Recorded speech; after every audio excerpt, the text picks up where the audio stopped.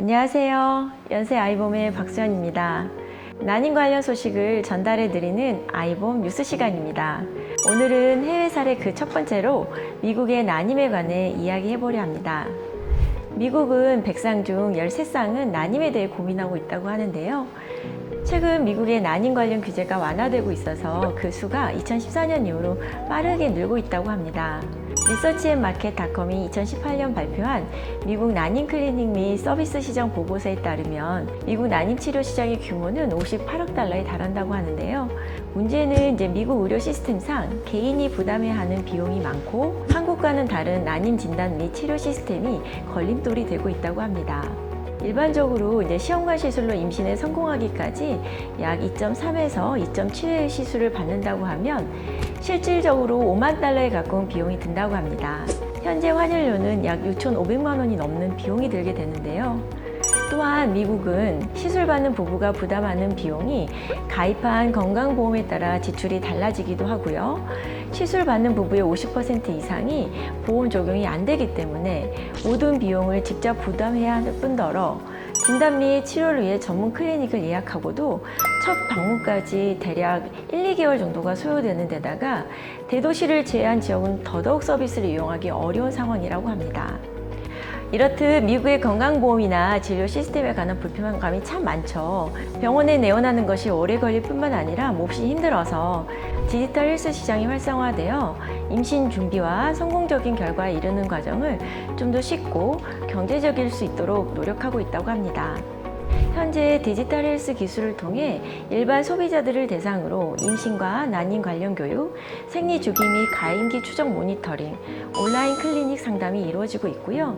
또한 전문 클리닉에서는 난임 치료 효과를 높이고 환자와 의료인의 소통을 원활하게 하기 위해서 난임 치료 전문 포털 시스템으로 객관적 데이터를 바탕으로 한 체계적인 임신 준비 수요가 늘고 있습니다.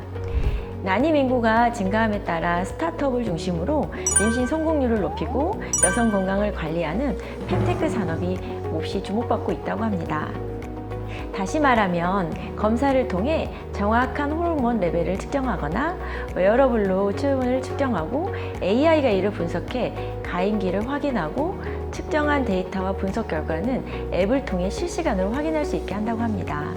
진단키트 형식으로는 집에서 간단하게 남성과 여성의 가임력을 테스트하는 제품이 다양하게 출시되어 있어서 사용자가 가정에서 채취한 혈액 샘플을 우편으로 랩에 발송하면 호르몬 검사를 통해 가임력을 진단하고 온라인을 통해 가임력 분석 결과를 받아 전문 의료진까지 상담할 수 있으며 가정에서 정액을 채취해 정자의 질을 측정할 수 있는 남성용 키트도 있다고 합니다. 이 같은 키트는 $100 선으로 미국 내에서 병원을 방문해 혈액 검사와 정액 검사를 진행하는 것에 비해 훨씬 저렴하고 편리하겠죠. 실제 보험 청구가 되지 않을 경우 가입력 측정 혈액 검사는 병원마다 차이가 있으나 $800에서 $1,500대 정도 되고요.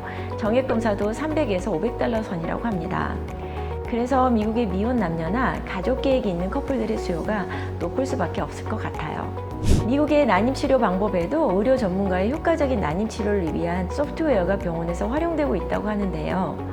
인공수정이나 시험관 시술 시 빅데이터를 기반으로 한 소프트웨어 분석을 참고해 처방을 내려 성공률을 올린다고 합니다. 사용되는 빅데이터는 난임 환자 및 난임 시술의 결과를 데이터화한 것으로 유전자 검사를 통해 임신을 방해하는 유전적 요소를 사전에 파악하거나 난임 시술의 의사결정에도 도움을 받는다고 합니다.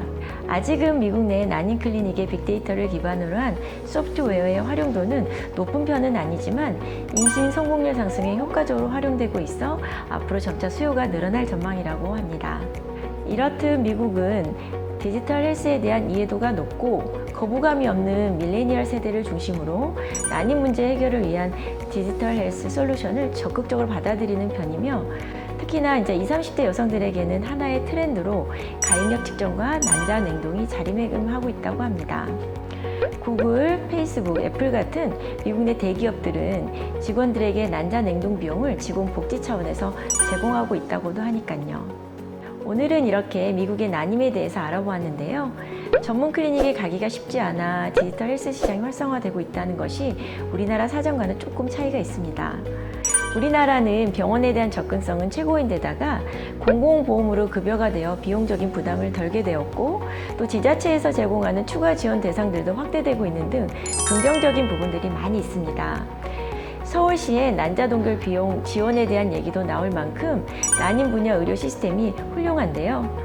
얼마 전에 있었던 대한생식의학회에서도 산부인과 영역에서 웨어러블 또는 자가검진을 위한 디지털 헬스 개념의 fem테크에 관한 발표가 있었고 관심뿐만 아니라 연구 진행까지의 소식을 접할 수 있었습니다. 이렇듯 우리나라에서도 앞으로 fem테크에 관한 관심과 연구가 더 많이 진행될 것으로 기대를 해볼 수 있을 것 같습니다. 앞으로도 저희 아이봄TV에서 난임과 관련된 주제를 가지고 다양한 소식을 전달해 드리도록 하겠습니다. 우리 환자분이 포기하지 않으면 난임 전문의는 절대로 포기하지 않습니다. 시작부터 끝까지 난임 맞춤 케어 아이봄이 함께하겠습니다.